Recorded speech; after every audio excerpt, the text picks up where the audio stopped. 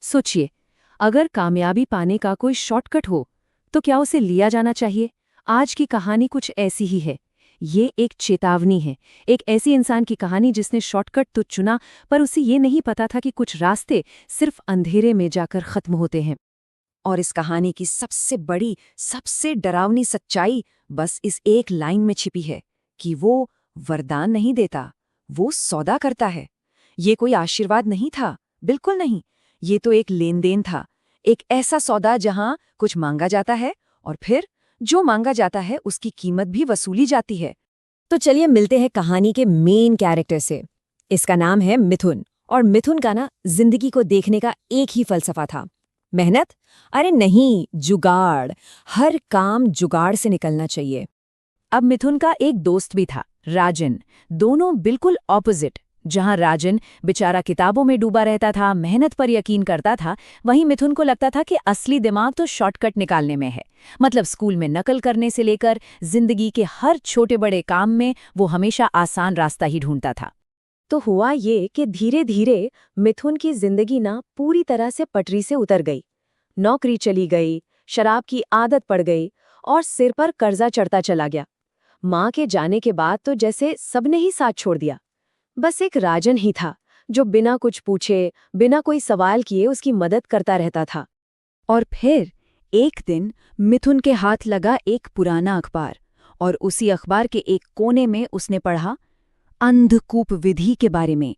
एक ऐसा अनुष्ठान जो वादा करता था बेहिसाब दौलत का।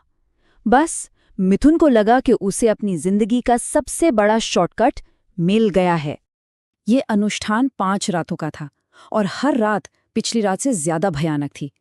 पहली रात दिया जलाना, काली मिट्टी फैलाना, और 5वीं रात बिल्कुल घोर अंधेरे में बैठकर मंत्र पूरा करना। जैसे जैसे रातें बीत रही थी ना, कुएं का अंधेरा और गहरा होता जा रहा था। मिथुन को अब साफ साफ महसूस हो रहा था कि वो वहां अकेला नहीं है। कोई है जो नीचे से उसे देख रहा है, उसकी हर सांस सुन रहा है। और फिर आई वो रात, 5वीं और आखिरी रात। मिथुन ने टॉर्च बंद रखी, दिया नहीं जलाया, और कांपते होठों से पहली बार पूरा मंत्र पढ़ा। जैसे ही मंत्र का आखिरी शब्द उसके मुंह से निकला, कुएं की जमीन एकदम बर्फीली हो गई, और नीचे से एक गहरी खुरदुरी आवाज गूंजी। सिर्फ एक शब्द, मांग। मिथुन की तो जैसे आवाज ही फट गई। बस इतना कह पाया, पैसा, ताकत, एक आसान जिंदगी। और बस इसके बाद जो हुआ वो किसी जादू से कम नहीं था।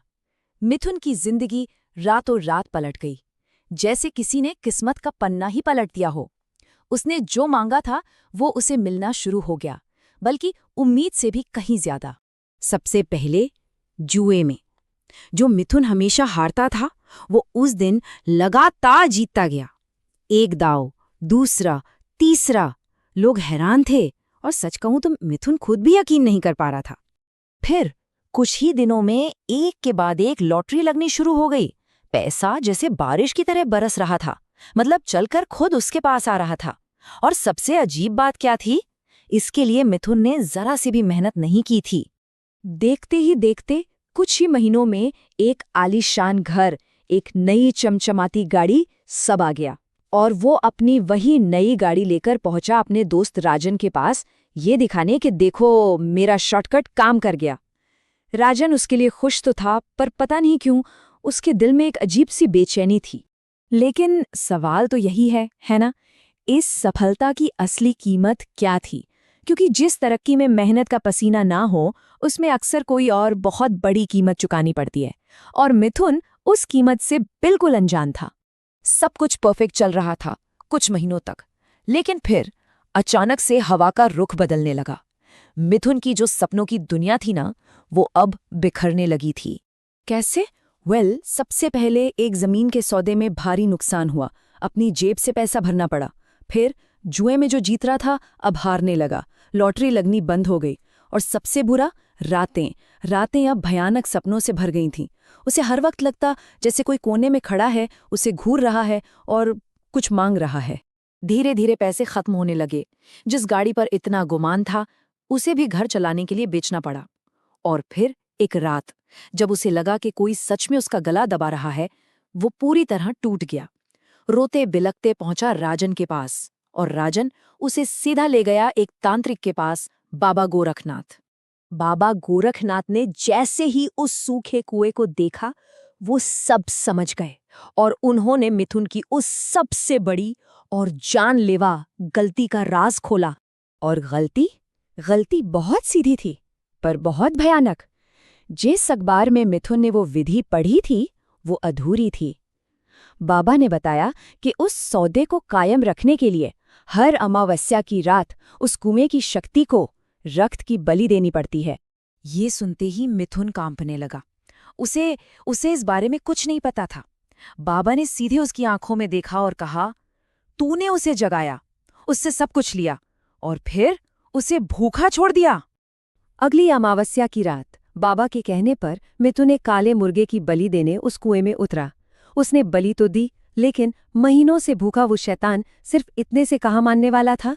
अचानक जमीन कांपने लगी और वही खुरदुरी आवाज फिर गूंजी, पिछली बलि का क्या, मैं महीनों से भूखा हूँ, आज मैं खुद अपना हिस्सा लूंगा।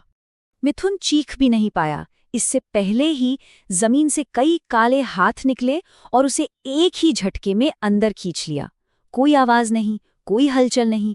कुआं फिर से एकदम शांत हो गया, जैसे हमेशा से था। बाबा गोरखनाथ बाहर आए और उन्होंने राजन को बस इतना बताया कि काली क्रियाओं का यही नियम है। अगर शैतान का अपमान हो तो वो अपना बदला खुद लेता है। मिथुन ने अधूरे ज्ञान के साथ अंधेरे से सौदा किया था और आखिर में उसे अपनी जान देकर वो सौदा पूरा करना पड़ा। तो ये कहानी खत्म होती है, पर एक सवाल छोड़ जाती है जिस पर सोचना बहुत जरूरी है। क्या शॉर्टकट सच में किसी मंजिल तक ले जाते हैं, या फिर तुरंत सफलता का वादा करने वाले ये आसान रास्ते हमें उस मंजिल तक नहीं बल्कि किसी बहुत ही अंधेरी जगह पर ले जाकर छोड़ देते हैं?